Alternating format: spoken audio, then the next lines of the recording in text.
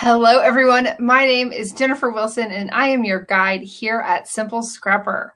Welcome to this week's episode of Simple Scrapper Live. This is my weekly video show where I'm coming to you simulcast via Crowdcast, Facebook Live, and YouTube streaming.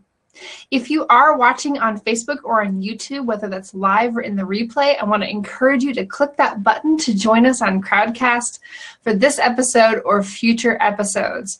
When you're on Crowdcast, you can interact with your fellow participants in a chat room, as well as submit questions via the big red button. It's the best place to get more personalized support as you participate in these weekly events. So this week, I want to talk about how to gain control of your photo library. So tell me if this sounds familiar.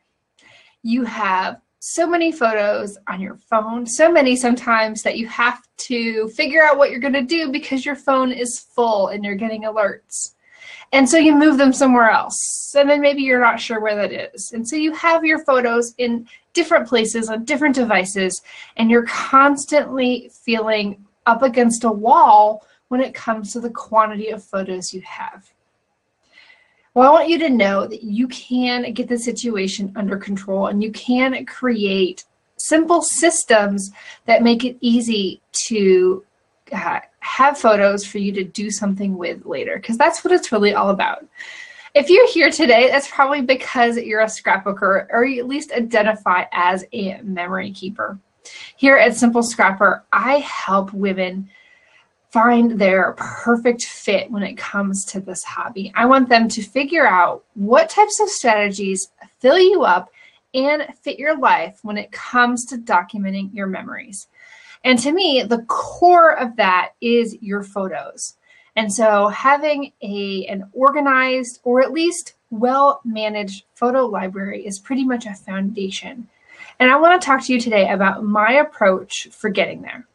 This isn't a silver bullet. This isn't a fix it and forget it. It's an ongoing journey, but I do have a step-by-step framework that I recommend that all memory keepers use to get their photos under control. And even if you don't consider yourself a scrapbooker, this is something that you can do to finally feel that sense of peace around all of those pictures. Now, if you're not familiar with me, my name is Jennifer Wilson, and I am your guide here at Simple Scrapper. I started the site in 2008 as a way to document my own journey as a memory keeper in this busy modern world. I wanted to find all the ways that we can have fun with this creative hobby while still living our best lives and making sure that they're documented step by step along the way. So I'm really excited to jump in with you guys today. And as I said earlier, we do this every single Tuesday at 1 p.m. Central here on Simple Scrapper Live. And then as we go through today, I'm going to give you kind of an overview of my framework, and then I'll tell you how you can go more in depth, completely for free, and get more support for your photo management challenges. And of course, we will go through all of your questions here on Crowdcast that you have submitted with that big red button. If you're just joining us, welcome, and I am so glad to have you all here with me today, whether you're live or watching on the replay. All right, so what we're going to do is go through this step-by-step system for gaining control of your photos. And what you're going to see is that I'm not telling you to do this, and that it's a constant headache. What I'm going to do is I'm going to give you some small action items to get started. And then you're going to be doing some observation, thinking, kind of looking at the big picture of what the ideal should be and where you want to go. Because you can't start down that path towards that ideal until you really kind of map it out. And then I'll show you how you can plan to get there. Because what I can tell you this isn't something that you do overnight, probably not even in a weekend, and really not even a week. And I'm going to share what you can do in a week but it's not going to be all of it. As I said, this is an ongoing journey towards better photo management. There's no such thing as perfection, and we're always taking more photos. Technology is always changing. So this is just a way that you can keep moving forward and feel that sense of control so you're not drowning in your pictures. All right, so the first step is to take an inventory. And that's an inventory of two different things. One, what devices do you have that are taking pictures today? Are there cameras? Are there phones? Are there iPads? Are there other weird devices like your child's portable gaming system? What are all the different devices that are taking photos today? And then, separate from that, I want you to look at where are all of your photos living? No, I don't need to know exactly. We're not inventorying the file names. We're talking about where are the different locations of your digital photos. And again, we're talking just digital photos here today because one thing at a time, right? So when you step back and you take an inventory of how you're taking new pictures, where the photos are coming from, and where they're ending up, you can start to see where maybe some of the disconnects are, where some of those roadblocks are. And I'm going to have you map those out when we go forward. But doing this gives you the perfect foundation to be able to ask questions and start making changes. Without this information, you're kind of just operating blind and even possibly making assumptions that aren't 100% correct. You may even have things in better shape than you thought they were. All right, step number 2, and this is another kind of action step, is to centralize. And what that means is to take all of your photos as best as you can. You may make some exceptions to this. You're gonna do this to the best of your ability that makes sense for you and to get them in one place. And what that doesn't mean is to get them all organized in that place. It means co-locate them so that you can organize them later. And this is where I commonly see scrapbookers and memory keepers get stuck, is that they're trying to take all their photos from all these different locations, from hard drives and other phones, and they want them all organized from the beginning. And it's just hard to do that. Otherwise, you would have already done it. But what you can do is you can move them closer together so that it's easier to see what is your main photo library and what items do you still need to bring into that. And having that inventory is why that's so important, so that you know, here's all my photos, here's how I'm going to move them into this one single location. That's your photo library. All right, so those are the action steps. It's really actually quite simple, and I don't want you to overthink it. I want you to really focus on simple here. What are the things that I need to know to get started? Where I'm taking photos, where my photos are living, and what is that one place that I'm going to put all of my photos? And it doesn't mean all in one folder, it just means put them next to each other. It's like when you pile things at the bottom of the stairway to go upstairs. They're all just kind of there together because you know they need to go upstairs. That's the same thing that you're going to do with all your photos in this centralization step. All right, the next thing, this is actually more of a thinking step, and that's to figure out what is the simplest structure that you need for your photo library going forward. So you can think of this as kind of a clean slate, particularly if you're bringing photos from a lot of different locations and you're not doing anything with software already. So are you going to use folders? Are those folders going to be labeled by the year or the month or some other strategy? Are you going to use some sort of software? Do you need software? Do you edit your photos? Do you want to be able to manage duplicate copies of photos? What type of software do you need to improve this photo management process? And again, it's the simplest thing that works best for you. Not necessarily what someone else is using, what the best thing is. It's the simplest thing that works best for you that will allow you to take photos, get them to one place, and then use them for something else, to celebrate them and enjoy them, whether that's printing them or putting them in your scrapbooks. All right, so that's the simple structure process. And it's really more of a thought. It's, what does my ideal photo library look like? And then later, you can figure out how you're going to get there. But if you don't have that picture in mind, you don't know where you're going. All right, next is process imperfection. And I call it imperfection because your process will change over time. And the first thing you need to do is accept that. But what you can do is figure out how your photos are moving from those devices to where they're going to live. And your initial inventory will give you some clues about what's happening, or rather what's not happening right now.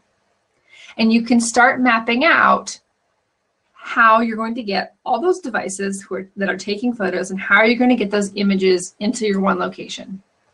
And this is also where you can introduce some automation. Such as apps on your phone that automatically transfer files from your phone to your computer or to the cloud. There's lots of different permutations, and you'll notice here I'm not talking about a lot of specifics of software and apps. That's because I believe in really customized solutions and you figuring out what works best for you. And of course, we can provide support and ideas to help you get there. So this process imperfection step is about that path from taking the photo to it living inside of your photo library, and what should that look like, and thinking about how you can get there and making that a reality. And then the last thinking step is your safety net.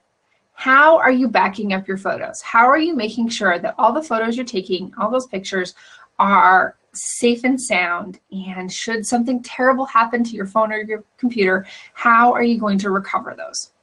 I talked a lot about this last week in Simple Scrapper Live about the choices that I use for backup, and I answered some questions. And this is one of the most important things you need to do with your photo library. And again, this is kind of we're in the thinking stage. You have to figure out what it is you're going to do, and then we can go into the planning. And that's when you're going to take action going forward. So as you can see, this is very much an orderly step-by-step process. But it's not necessarily overwhelming and exhausting because you have to go through all of your pictures now. What you're doing is you're creating basically your own blueprint, your own framework, using what I have as the base in order to figure out how you're going to move forward from here, how you're going to get your pictures more organized based on your unique situation. It's about personalizing photo management for you once and for all. And so then we go into the planning step, and that's, okay, what are all the changes that I need to make? And how can I do that step by step? One of the most common things I hear is that I have too many duplicate copies of photos. I have the same photos in different locations. So eliminating duplicates is often one of the very first steps that scrapbookers want to take as they're further centralizing their photo library and actually getting all of the images, from the bottom of the stairs upstairs and put away. And part of this planning process is also figuring out how you can improve that process. What are the actual steps you're going to take to get your photos into your photo library easier, such as adding automation, adding software. What are the things that you're going to do going forward? Because you can't do it all at once, you can't do it all now, but if you have it mapped out, you will know what step to take next. All right, so that's really just the high level. And if it wasn't designed to be that actionable, because I have a free challenge called Photo Crush, where I will walk you through step by step. There's a workbook that goes with it. There's a community to support you. And there are videos that share examples, example of my own photo library, as well as my mom's as another case study, so that you can take this process and go through it and get your photos more in order. Oh, excuse me, I'm a little frog in my throat. So many of you may be familiar with Photo Crush, and maybe you've done Photo Crush in the past. But if you are new to this challenge, I want you to know that it's designed to be totally doable. And hopefully this kind of big picture perspective has shared a little bit of that. Is that I'm not going to promise you that you can get your photo library 100% organized in 7 days. What I can promise you is that you will feel more in control, you will feel more at ease, and you will have the confidence to make changes going forward and know exactly what those changes should be based on your unique needs as a family memory keeper, as the family photographer, as the scrapbooker in your world. And so if you are here on Crowdcast, you can click the big green button, which will take you to joining the Photo Crush Challenge. If you are watching on Facebook or YouTube, you can go to simplescrapper.com/challenge to join us. And again, it's completely for free. It's 7 days of emails so that you can take these steps one by one and start moving forward. So I'm going to start taking a look at the questions here. And let's see. Looks like we have a good number, and I will get to answering those. I do want to remind you that if you are watching live right now on YouTube or on Facebook, to hop over to Crowdcast where you can ask questions. You can also, if you're in here, you can upvote questions, and I will always answer them in the order of which folks have upvoted them. So let's dive in a little bit today. All right. Amy Z asks, she says, on the technical side, did anyone switch from iPhoto to Photos and live to tell about it? I'm nervous to make the move, but need to do something soon. Thanks. So Amy, I think you'll find in our Photo Crush community on Facebook that there's quite a few people, an actual very large number, who have switched from iPhoto to Photos. And I've also said that there were some people who ended up switching from iPhoto to something else. So my recommendation for you is to try a batch of photos, like take a folder of photos and start experimenting with Photos, the application for Apple, and see what's similar and see what's different. You're going to find that there's many things that are similar, but the way that Photos import I find to be a little less organized, and you need to kind of create your own sort of organization around that.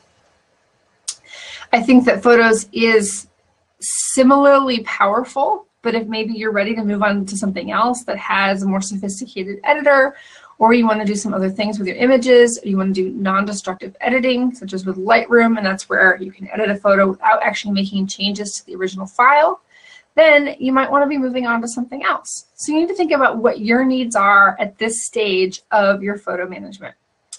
But that said, I think that if you are all Apple, if you have an iPhone, maybe even have an iPad, and you have iPhoto on your Mac now and you want to switch to Photos, that having that all Apple ecosystem talks very well together. It's built to all be very seamless. So if you are all Apple in your house, I know a lot of people are really happy kind of letting Apple take the show and take control and just running with that. So there's a lot of questions there, and I want to encourage you to join the companion Facebook group for Photo Crush if you haven't already, and you can get some more support on that there.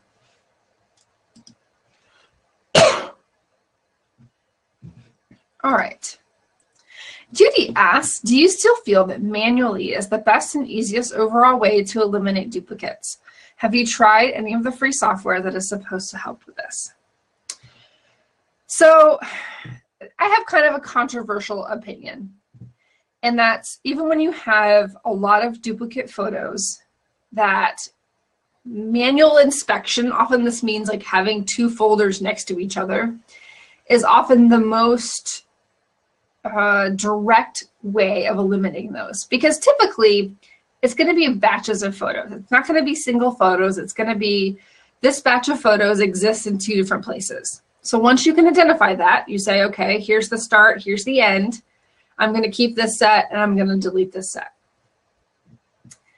And from that perspective, I feel like it gives you the most control over what you're doing, because you can look, this folder lives here, this folder lives here. They are very different things. And to me, it just gives that more groundedness and sense of security about what you're doing. That said, if your folder system doesn't allow a lot of image previewing, it can be really difficult to do it that way. and you might want to try software. The software I have seen, they all tend to work pretty similarly. Most of them use a combination of both file naming, file metadata, as well as image recognition to look for similarities. And then they allow you to choose which images you're going to keep and not keep. I think one of the dangers in doing that is that if you're doing this over multiple sessions, you may not be consistent in your approach.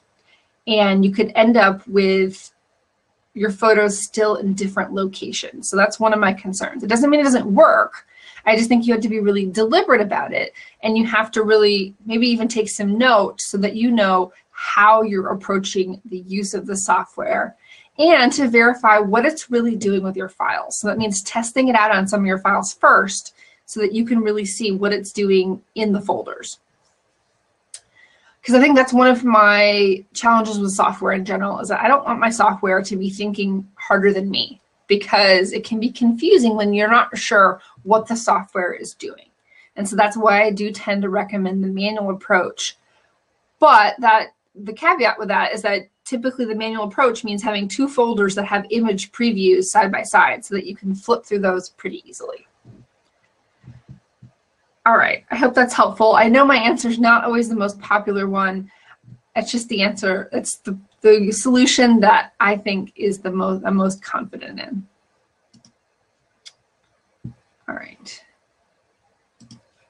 All right, Brianna is struggling with the organization of files while attempting to set up her catalog in Lightroom. She says this is supposed to be a great photo management program, but the hierarchy of categorizing photos is somewhat boggling. Do you have any suggestions? Besides simply chronological, much of my sorting has been theme or event-based until I decided that gets monotonous and boring. So there's a couple different things here. I tend to recommend, regardless of what software you're using, that you organize your photos chronologically. And typically that's, you have year folders with month folders underneath. And then if you want to do more specific, you could do day or event folders underneath that. I do month folders and find that is satisfactory. And from there, if you want to be able to cross-reference your files by the subjects that are in the photos, that's where tagging comes into play. And nowadays, we even have a lot of image recognition software, both on your computer and in the cloud, that can make that even easier without tagging. And so that's why I tend to recommend chronological folders. Now, when it comes to Lightroom, Lightroom supports this very well because Lightroom is essentially displaying what's on your computer. So if you have a series of folders that are set up that way, that's what Lightroom is going to show you. You're going to import those into the catalog, and it's going to show you what's in those folders.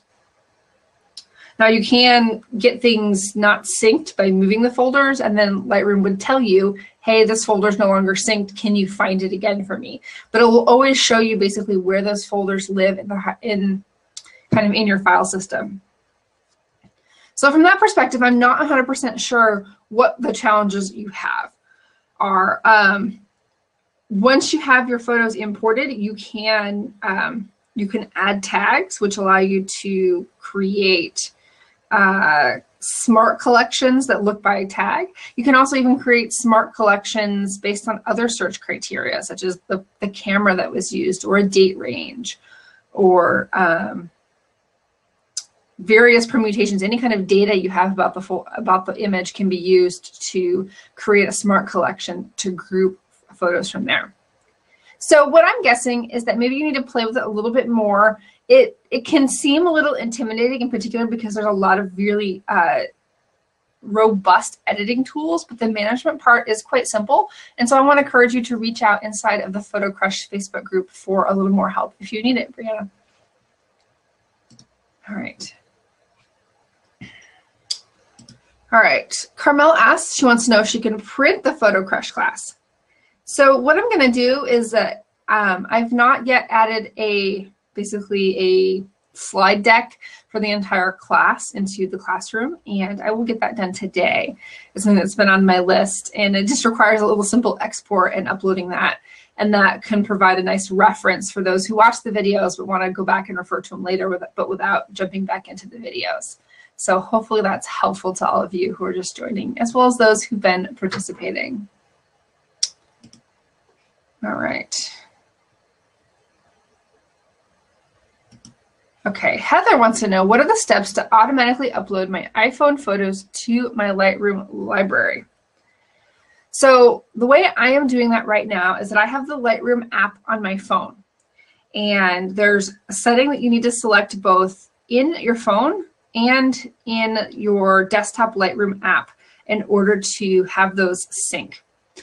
One thing you need to know is you do need to be using the Creative Cloud version of Lightroom, because that's kind of how the syncing is happening. It's using your cloud-based subscription to authenticate your account and to connect to your phone. Once you do that, it appears as a separate directory inside of your Lightroom. I call it my inbox. So it shows you all of the photos. And then from there, I move them into kind of the final destination folders. I find this works really well. There's a little, if you do, for example, sign out on your computer of Creative Cloud, it will stop syncing. So if you ever found that your photos have stopped syncing, that could be why. They are continuing to make improvements. When I first started using the app, you had to open the app for the photos to sync. I'm not finding that the case now. It seems like they are syncing automatically even with the app closed, but there's some inconsistencies there. I've also noticed, and this is kind of an aside, they've just improved the editing tools inside of the app to make them much more similar to the editing tools inside of the desktop version of Lightroom, particularly for the exposure settings. Now you have actual sliders that look just like they do in the desktop apps. That's really, really nice. I did not check to see if they changed this in the recent app, but in my previously recent testing, you still cannot add tags from the mobile app, and I think that's a drawback. But you can do flagging, and flagging is how I determine which photos I'm going to keep and which I'm going to delete. So on my app, I can just be sitting here and I flick up. It's basically like Tinder for your photos. I flick up if I want to keep it, and I flick down if I want to delete it. But if you need more help with the technical parts, Heather, please do reach out and tag me inside of the Photo Crush Facebook group. All right. So Judy asks, what's the easiest way to sync my husband's Google Photos with either my account or something shared so that I can access them? So Judy, I'm going to need some more information, and that's whether or not you are also using Google Photos. So are you both using Google Photos with two different Google accounts? Or is it one of you is using Google Photos and one of you is not? You can't, inside of Google Photos, you can share individual files or albums. You can also share your entire account. If you need to sync them, I think the best way would probably to use the, yeah, I think I'm going to need more information on all the different devices and things that you're using in order to provide kind of the best answer. But please post that in the Photo Crush group, and I will make sure to respond to you and give you my best advice. You'll notice that in the structure and the presentation I gave that I don't tell you the technical steps. That's because the technology is going to change constantly. So the advice that I give you today could be different tomorrow. So it's always, it's very time sensitive. I also think that everyone's situations, because we all have different devices, we're a mixed family is what I call it, because we have Android phones and then we have Apple computers. And so how those are going to talk is going to be different than somebody with an all Apple ecosystem, like I was helping the participant earlier. So for questions like this, I will follow up later and try to give you the best, most personalized advice that I can. All right, Sharon asked, what is the best way to learn Lightroom? Cindy actually replied that the tutorials on lynda.com are great, and I totally agree with that. It's particularly if you have any kind of educational affiliation, often they will have a lynda.com subscription. It's also really worth it, and it's fairly affordable. Especially if you want to learn a lot of different software at the same time, it's really quite amazing all the different things they have on there. The place that I send everyone is Adobe's own tutorials. They have a lot of videos. They're constantly updated. They also have a really good blog that kind of gives some more advanced techniques as well. And even their written documentation is really helpful for figuring out each thing that you need to do. So I recommend a combination of starting with the Adobe tutorials and just trying things out. Take a small batch of photos and figure out what to do with them. Don't try to do your entire photo library at once. Just start with a small batch, test it out, play around with things, and then when you feel comfortable, that's when you start moving the rest of your photo library into that. All right.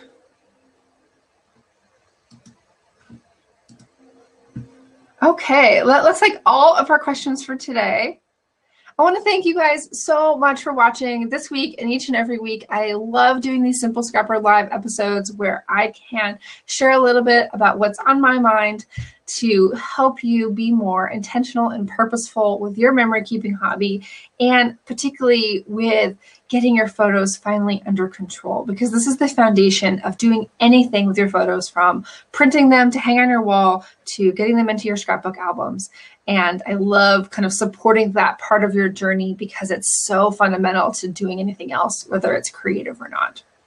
Again, my name is Jennifer Wilson, and I am your guide here at Simple Scrapper. I want to encourage you to check out the Photo Crush Challenge. It's completely free, and when you sign up, you can get started right away to getting your photo library in order once and for all. I hope you have a great week. Take care.